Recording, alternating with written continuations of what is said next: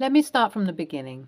My ex-wife and I have been together for many years, and things seem to be going well. We had our ups and downs, of course, but we always worked through them. I've known her for a very long time because she's the daughter of a close family friend of ours. We met several times when we were growing up, but we were never more than just casual friends before we met unexpectedly at a work event of mine. We started talking, went out on a few dates, and the rest is history, as they say. My mom was overjoyed when she heard about us because my wife's late mother was a close friend of my mom. The two of them grew very close because I guess my wife could see her mom in my mom, and my mom was equally fond of her. She has always wanted a daughter, but my parents weren't able to have any biological children after me, and I'm the youngest of three brothers. So I guess you can understand that my wife and mom were much closer than the usual daughter-in-law and mother-in-law pair. Our marriage wasn't picture perfect, but I was happy and I thought she was as well. I was completely taken aback when one day, out of nowhere, she told me that she didn't love me anymore and that she wanted a divorce. I was devastated, but I tried to talk to her and tried to save our marriage, but she was determined that she wanted to leave me and wouldn't even tell me why. I asked her if she met someone new, but she refused to answer any of my questions, and she said that she didn't want anything in the divorce and only wanted the whole thing to be over as easily as possible. I was just in shock. I didn't want a divorce, but it's not like I could force her to stay, so I cooperated with her, and we were divorced before I could even process anything. During this whole time, my mom maintained a distance from the divorce. She told me that she was certainly upset that our marriage had to end, but that she had come to love my ex like a daughter and wanted to be there for both of us. I was initially quite upset by this, but realized that holding a grudge wouldn't help anyone and just decided to let it go. 2 months into the divorce, I started dating someone new. I wasn't looking for a new relationship, but when I met her, everything just clicked. I decided that she was the one I wanted to spend the rest of my life with. So after we had been together for a year, I proposed to her on our anniversary and she said yes. We started planning our wedding and everything was going great. I should mention that my mother was never happy with this relationship, and based on a few things she had said, I know that my ex-wife wasn't happy about me dating someone so soon, and she did not like the fact that I was getting married again. Well, I didn't care about her opinions on my life anyway, and just ignored my mom whenever she tried to drop in unwanted opinions. The wedding planning was going great, and I was looking forward to our intimate backyard ceremony when my mother dropped the bombshell. I wanted to get married in my childhood home, but my mother called me up one day a few months before the wedding and told me that she wouldn't be attending my wedding and that I couldn't use the house for the ceremony either. I was completely taken aback and asked her why she was doing this. But she was extremely vague and said that she was going on a business trip with my ex-wife around the time of the wedding and didn't want anyone in the house while she was gone. I was shocked and hurt. How could my mother choose my ex-wife over me and my new relationship? I tried to reason with her, but she wouldn't budge. She said that she had known my ex-wife for longer and that they had a special bond. I couldn't believe it. I felt like I didn't matter to her at all. After that, my mother completely ghosted me. She didn't answer my calls or my messages. She didn't even send me a card for the wedding. It was like I didn't exist anymore. I was hurt, angry, and confused. I couldn't understand why my mother would treat me like this. Fast forward a year, and I honestly thought I'll never hear from my mom again. I've been quite upset over this, but my wife has been incredibly supportive and makes everything better, honestly. But last night, I got a call from my mother out of the blue. She was crying, and she was begging for my forgiveness. I somehow made her calm down and asked her to tell me what happened. And guess what? She tells me that my ex-wife scammed her out of her entire retirement fund with some sort of investment scheme. My ex-wife had convinced my mother to invest all her savings in a business opportunity that turned out to be a complete fraud. My mother has lost everything. I didn't know what to say. Part of me wanted to tell my mother that she deserved what she got for choosing my ex-wife over me. But another part of me feels sorry for her. My wife thinks I should meet her and give our relationship another chance, but I can't help feeling like she only reached out because money is involved and wouldn't care about me otherwise. I'm really confused, so any advice would be appreciated. Update 1. Most of you suggested that I should at least see my mom once and then decide if I want to let her come back into my life or not. I was still mad at her, but after all, she is my mother and she had been scammed by my con artist ex-wife, so I decided to meet up with her and hear about everything directly. When I saw my mother, I was shocked. She looked terrible. She had lost weight and she had dark circles under her eyes. She told me that she had been so ashamed of what had happened that she hadn't left her house in weeks.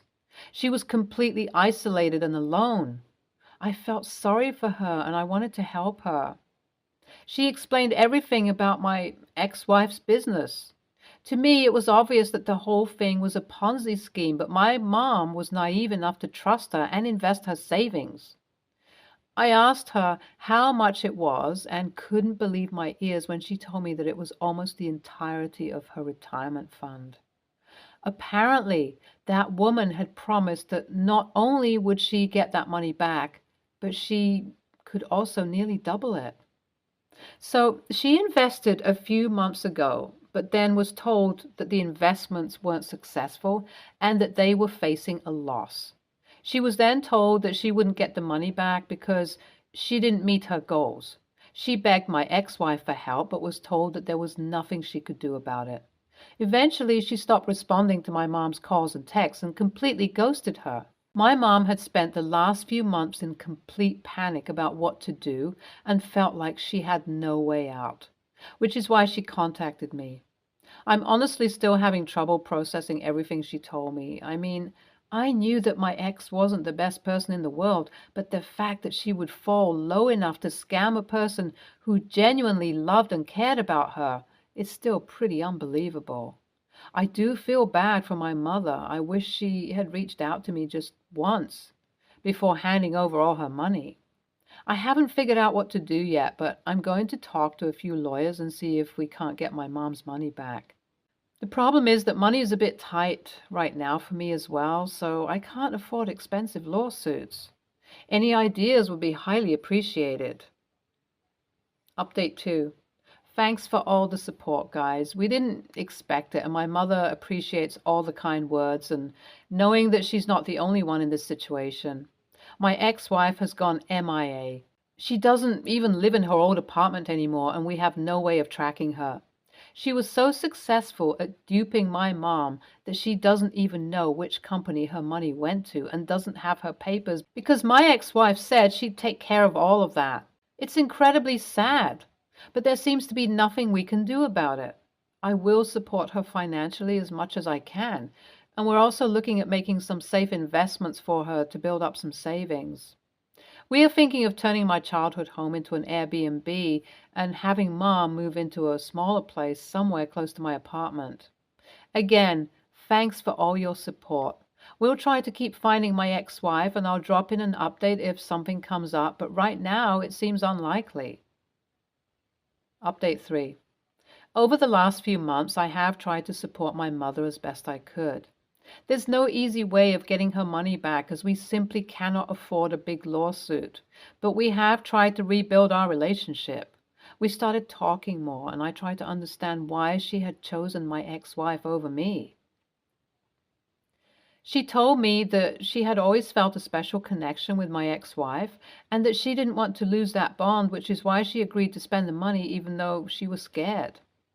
She also thought I would never want to see her again because she went no contact with me, which made her feel like my ex-wife was the only person she had left in the world. She seems to genuinely regret her decision and wanted to make amends. Now, a few months later, my mother and I have a much better relationship. We talk on the phone regularly and we even hang out in person. I still haven't forgotten what she did, but I'm willing to give her a second chance. I also feel sorry for her and the financial loss that she suffered due to my ex-wife's scam. It's a tough situation for all of us, but we're doing our best to move forward. I'm so sorry to hear what happened to your mom. It's incredibly heartbreaking to know that your ex-wife could be heartless enough to fall this low, even after your mom trusted her with everything and even took her side after your divorce. You are a good son for reacting the way you did. I hope you can find that woman and get some sort of justice. Have you considered a class action lawsuit against the frauds who did this to your mom?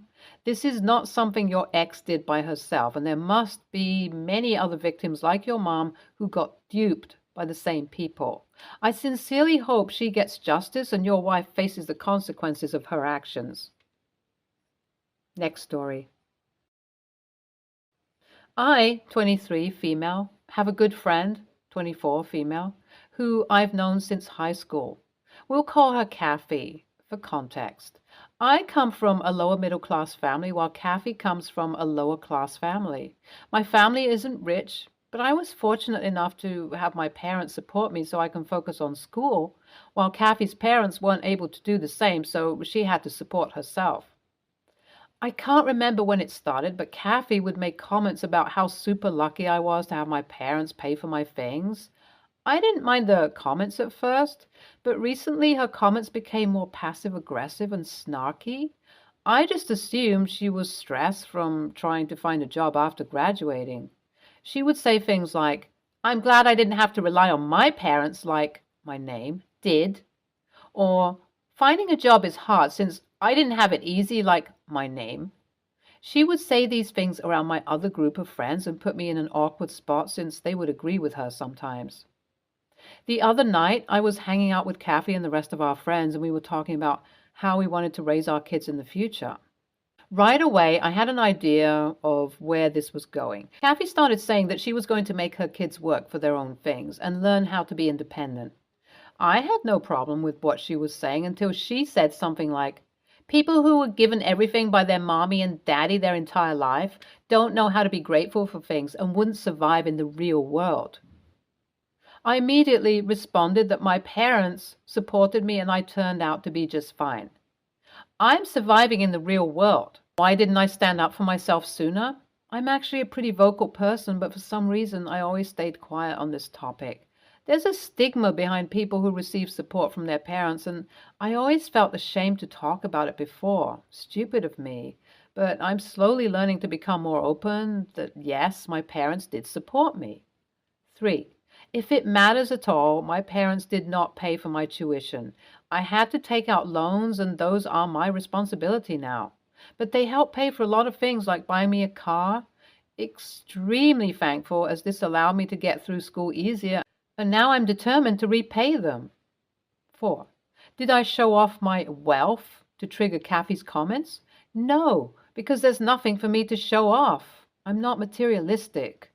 NTA, and agreed on this one, OP. Distance yourself to so-called friends that are as toxic as this. They are the ones who will celebrate your downfall instead of your success and happiness. You will reach a certain age and look back to this time and will regret it if you don't remove yourself in this equation.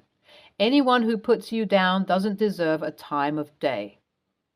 NTA, while it sucks that Kathy couldn't get help from her parents like you did, that doesn't give her the right to act like an AH to you. And yes, Kathy is projecting the fact that she's jealous that your parents helped you while hers couldn't. Chances are she hasn't seen you as a friend for a long time. I think you should just cut off contact with her. And that friend who said you were insensitive, don't let a-holes pull you down. NTA, she's been picking at you for a long time, desiring some kind of reaction from you. She got one and it was pretty mild.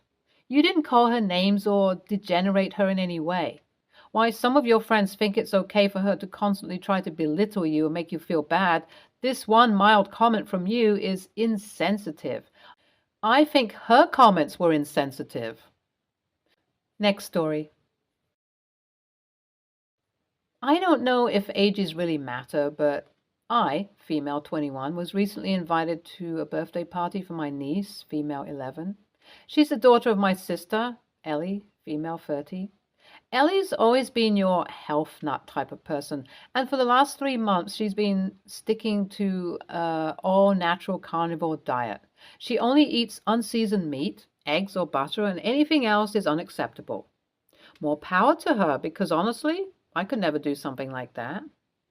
For my niece's birthday party, Ellie did a barbecue in their backyard. She made it very clear on the invites that all the food will be meat-based, and even seemed to brag about it.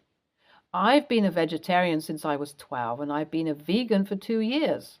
I'm also kind of a picky eater, which I know can be annoying. It's why I never eat out. I messaged Ellie and told her I'll bring my own food to the party. Ellie got super offended and said that bringing your own food to a party is rude and told me I can go without food for a few hours. At this point, I'm pretty sure Ellie is just trying to be annoying because she knows I'm vegan. I told her if she's so dead set on me not bringing my own food to eat, then I just won't go. Ellie told me I'm being petty and to just suck it up, and that it's my niece's party and she doesn't need me pushing my agenda. I called her ridiculous and told her if me eating my own lunch at a party upsets her so much, she needs to evaluate her priorities. Ellie told me to just go screw myself and said I'm just being sensitive. I was so mad and ended up not going to my niece's birthday party because it was clear that Ellie didn't want me there and didn't want to cause drama in front of the kids. Ellie is now pissed at me for not going and said that I really upset my niece and that I'm a terrible aunt. I feel like I can't win in this situation, but I'm wondering if I was being an a-hole and I just can't see it. NTA.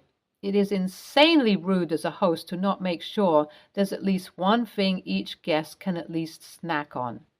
Nor should any host begrudge someone with very specific dietary needs from bringing their own. Expecting you to watch everyone eat and just hold off for a few hours while she kills kidneys is ridiculous. NTA, your sister should be somewhat aware at a minimum you're a vegetarian. She should let you bring your own food for that reason alone. What about sister's kids' friends? Also, any other guests? She's assuming there's no dairy, peanut, gluten, or other allergies? Or is she just assuming they can, one, not eat while others around them have a nice time and feel excluded, or two, somehow just stop having that allergy issues for the hours? If you want to have only a certain type of food for an event, that's fine, but don't be surprised when people need to bring their own stuff. NTA, I can understand not providing food. It's odd, but kinda okay if you're going to bring your own. Refusing to provide or let you provide food is bonkers. Blaming you for not attending when she's basically told you it's a barbecue you can't eat anything at and can't bring your own stuff is more bonkers. She's totally unreasonable. Stay tuned for more stories from our girl relationships.